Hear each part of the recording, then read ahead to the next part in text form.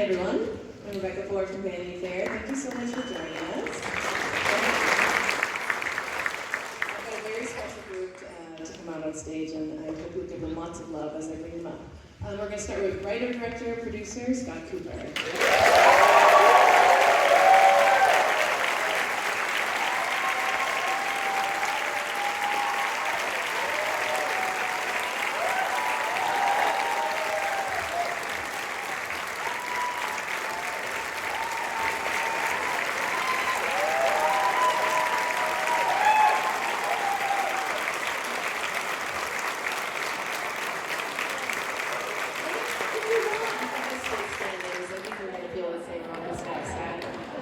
I'd love to welcome Jeremy Allen White.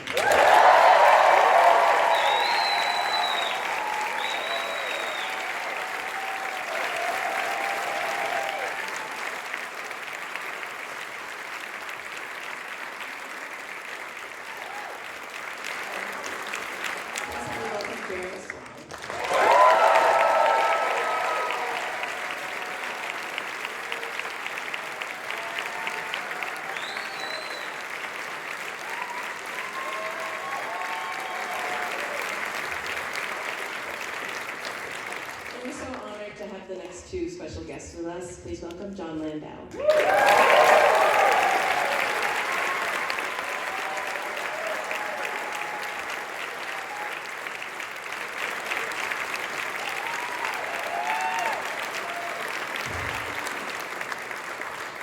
And finally, Bruce Springsteen.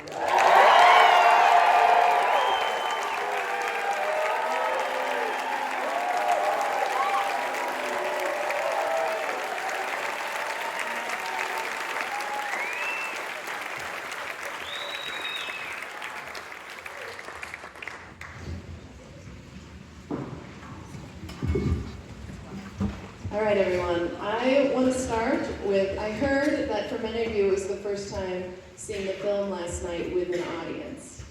Bruce, what was that like for you?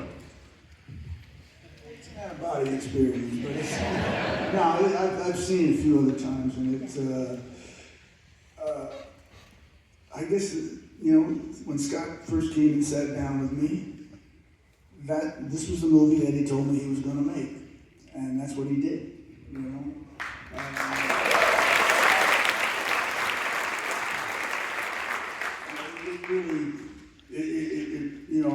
all the performances are so really wonderful and touching for me. It's just wonderful to see that it happened and it's up on the screen. So, very appreciative. Scott, can you tell me when you realized that you wanted to focus a film specifically on this era of Bruce's life? Yes.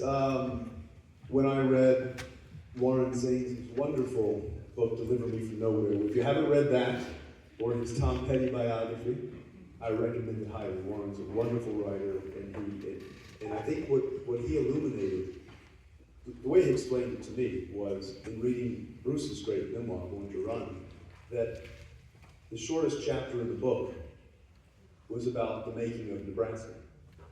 And I think that's what intrigued Warren. And then when Warren and I discussed my adapting it, I said, listen, this record was a part of my life long before your book. My father, who passed away the day before I started shooting this film, introduced me to Nebraska. And in a movie about a lot of things, fathers and sons being one of them, his spirit carried me through. And it took me back to understanding what a deeply personal and very specific time this was in Bruce's life. Bruce, who can speak to this much better than I, but at one of his lowest times. And it also was not a traditional biopic, as I mentioned to you at the opening, that I was interested in a man who's sitting alone in a bedroom with a 4-track recorder, facing this unresolved trauma and mental health illness that asks the questions that we all often ask when we're lost or facing the sort of issues that really no one else can understand. And I knew at that point, this is a film I had to make, And I said to myself, well, much like that scene where John Landau was in his office speaking to the record executive, I knew that, well, this is going to be a real commercial risk. So thank you, 20th Century.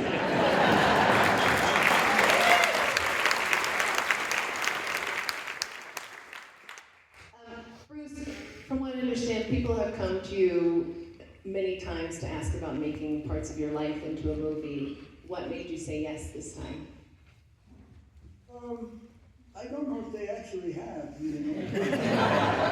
What brought this one along was I think, we had a very specific idea, Scott had a very specific idea, particularly of what we were going to attempt to do. And it was sort of, for lack of a better word, it was an anti-biopic, you know. It's really not a biopic, you know. It sort of just, it takes a couple of years out of my life when I was 31 and 32 and looks at them really closely. At a time when I made this particular record, and when I went through some just difficult places in my life, you know. So, and I'm old and I don't give a fuck what I do now.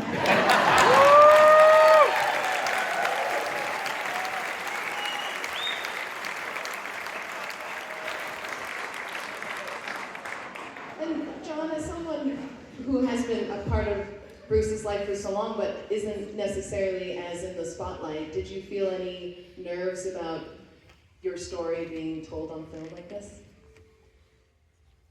Well, I think that what we wanted from the film,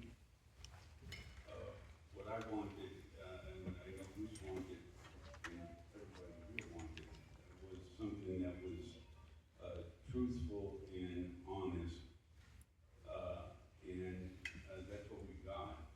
And I think for myself, my own particular apprehension about going from being generally behind the scenes, which has been my role, to being on the big screen, was alleviated by meeting Jeremy Strong.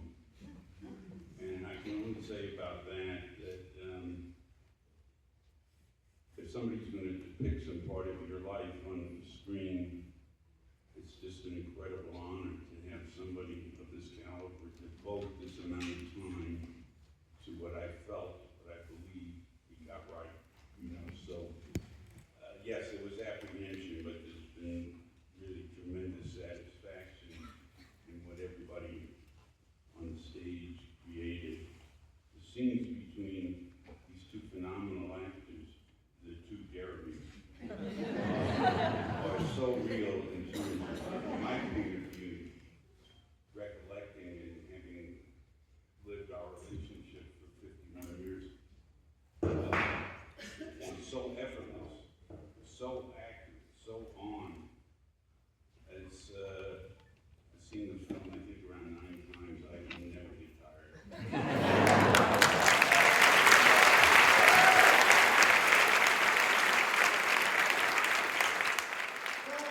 Jeremy, I would love to hear about what you learned from the time you were able to spend with Bruce and John as you were preparing to take on these characters. What maybe surprised you or what was revealed from that time? Yeah, I was very lucky, you know, Bruce immediately was so accessible and honest and forthcoming. I mean, I remember the first time we met was in London at an empty Wembley. He was about to play a show, and he was still generous enough to have me and some friends backstage.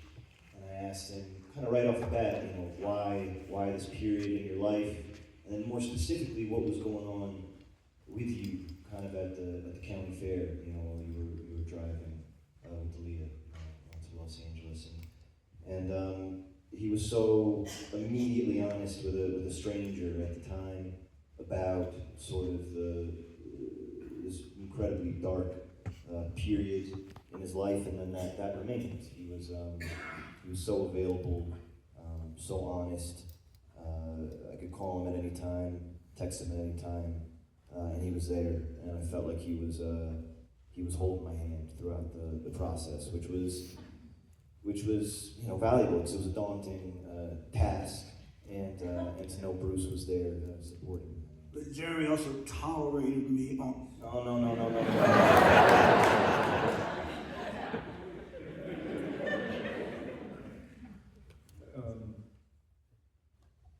I appreciate that. Even just sitting up here with these guys, it's overwhelming, and it's such a privilege. It's been such a privilege for us to get to serve their story. And I guess from the beginning, I think Bruce wrote in Born to Run in the book the idea of how deeply you can inhabit your song. And I think our goal from the beginning was to inhabit this song as deeply as we possibly could, to be worthy of telling your story. And they were both so accessible and open and in mission control and just there for us whenever we needed them. So this really was a kind of team effort. And he's made us honorary members of the E Street Band, so We're doing a concert right after this. Jeremy, from what I understand, when you are singing, when we are watching you sing, you are live singing in these performances, which is really incredible. Scott and Jeremy, can you talk about why you decided to do it that way and how challenging that was for you? Yeah, I mean, when Scott and I were talking about the possibility of me doing this, I remember telling him, I don't know how to sing and I don't know how to play the guitar. Are you sure? Something else. And he was sure. And I trusted Scott, and it was a leap of faith. But I got together, I had 5-6 months to get ready, and I had a great team of people help me get there. Eric Vitro, Dave Cobb, JD Simo. And yeah, we found it over time, and I remember I recorded the majority of the album in Nebraska, Nashville at RCA, and that was a breakthrough for me. I think I found a lot of confidence in those sessions, which was about a weekend. I'd actually forgotten that. It reminds me of a story from my very first film that I wrote and directed. That was another music film called Crazy Heart that starred Jeff Bridges. And when I met Jeff, I said, Jeff, this is my first film. I've never directed a high school play. I've never directed a commercial, and I certainly have not directed a feature film. He's like, really? I said, yes. He's like, then I'm in. But Jeremy had many qualities, an intensity, a vulnerability, and authenticity that I saw in Bruce's work, a lot of archival interviews with Bruce. But Jeremy has two things, and I mentioned this last night. Jeremy has two things that really, for me, make up Bruce Springsteen. And one is humility, and the other is swagger. And that's half right.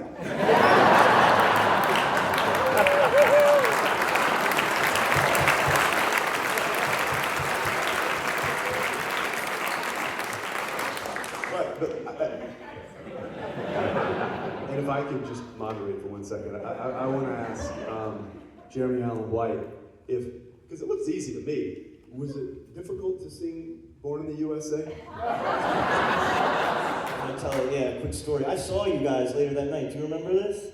You guys had the Road Diary coming out. So I spent an afternoon singing Born in the USA, and I got a migraine, and I lost my voice, and I couldn't walk afterwards, and I didn't know how Bruce was still performing the song or ever performed this song. Never mind, 2.5, 3 hours more of music.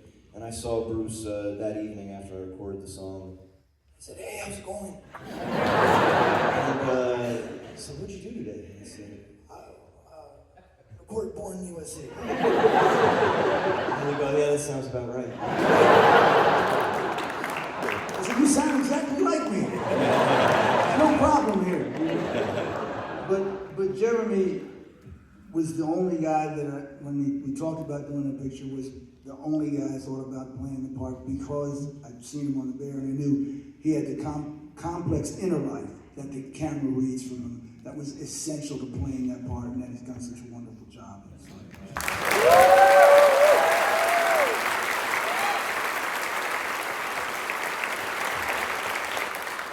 I wanted to talk specifically about the scene in which Bruce's dad asks him to sit on his knee, which is just like such an emotional moment as a viewer. And everyone I've talked to assumed that was not a real, true-to-life moment. But Bruce, do you want to I'm clear? sorry, what was the scene? When Oh yeah, I can hear a fucking thing. No, that happened. My pop came to a show. We were exactly where the film says it. It was in Los Angeles, and I went backstage, and he was sitting in that chair, and he said, "Come sit on my lap." Exactly the words that Jeremy said are the words that I said. I said, "Dad, I'm 32 years old, and I'm soaking wet." He said, "No, come on." So that scene is directly out of what happened.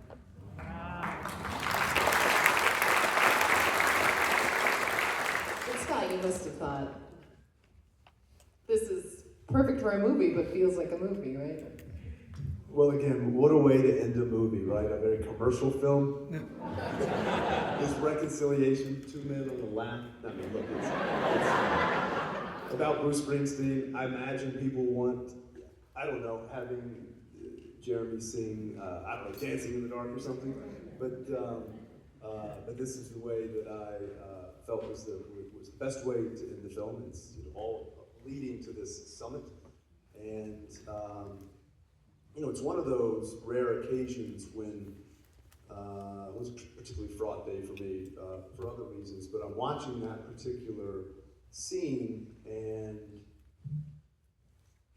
on paper, it probably can read for actors. You can tell me better. God, is that gonna be awkward? Is that going to play? Is this going to be hokey in some way? And it clearly happened. But in watching Stephen Graham, who plays, You could also say Stephen Graham. yes,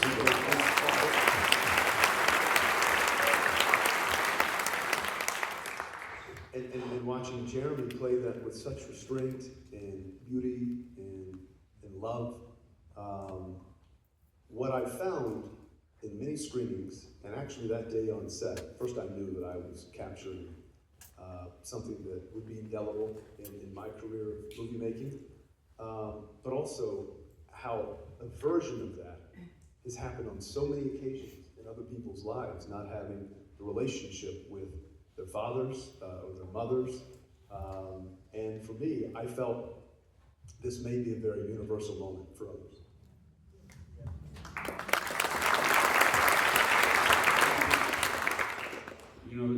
Stephen's portrayal of Douglas, Bruce's dad, is so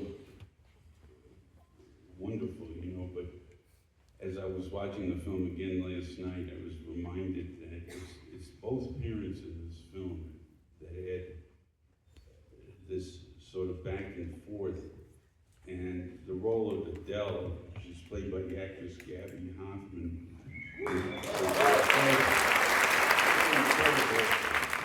and to me, one of the greatest moments in her acting and in the acting of the young boy who plays the young Bruce in Scott's direction was the sequence during the montage where they dance with each other, the boy and Gabby. And to me, it's one of the most emotional and really heartbreaking scenes.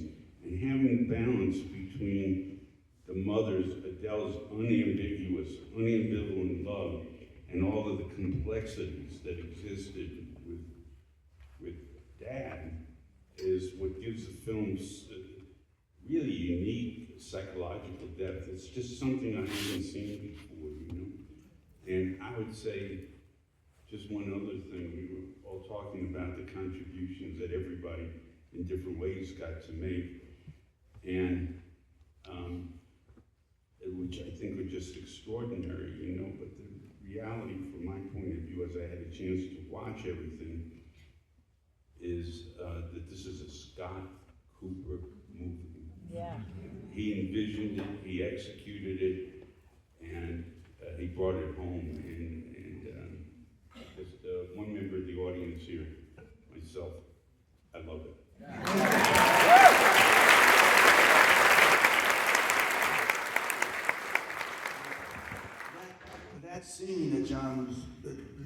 River just mentioned, which is the scene that goes over Sam Cooke's last mile on the way, which is one of my favorite set pieces in the film. Really came from Jeremy Strong phoning me up the night before the scene was going to be shot in the bedroom and asking me, you know, what are the songs you play for one another? And what song would you play for somebody if you were trying to save their life?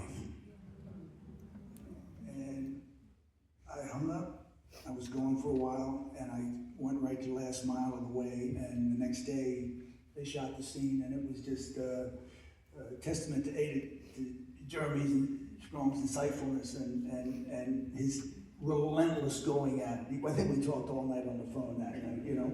But what happened the next day was that beautiful piece of music got into the film, and the scene was one of my great favorites in the film.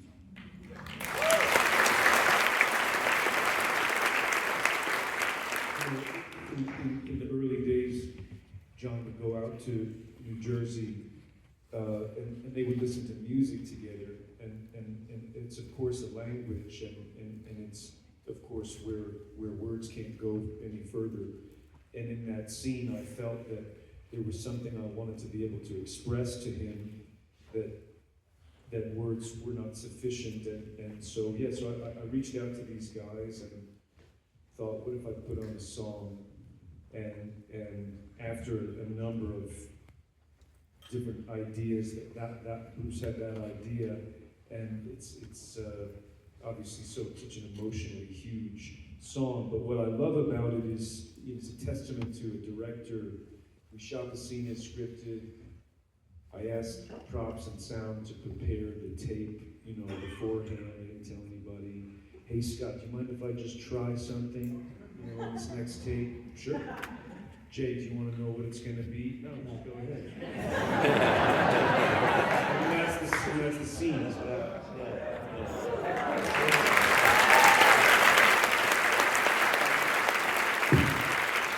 Scott Cooper was one of the most generous, undefensive collaborators I've ever seen in my life. I mean, any idea you had, any thought about a line, any tone about a particular scene, he was always there, just making it better, and better. And I got to watch the film with my 1 year younger sister, who is the little blonde girl in the film, but is actually a little brown, short-haired girl.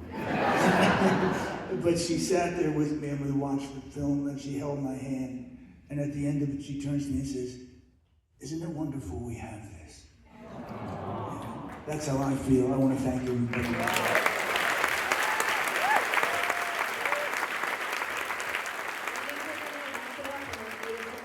you all for joining us, and thanks so much.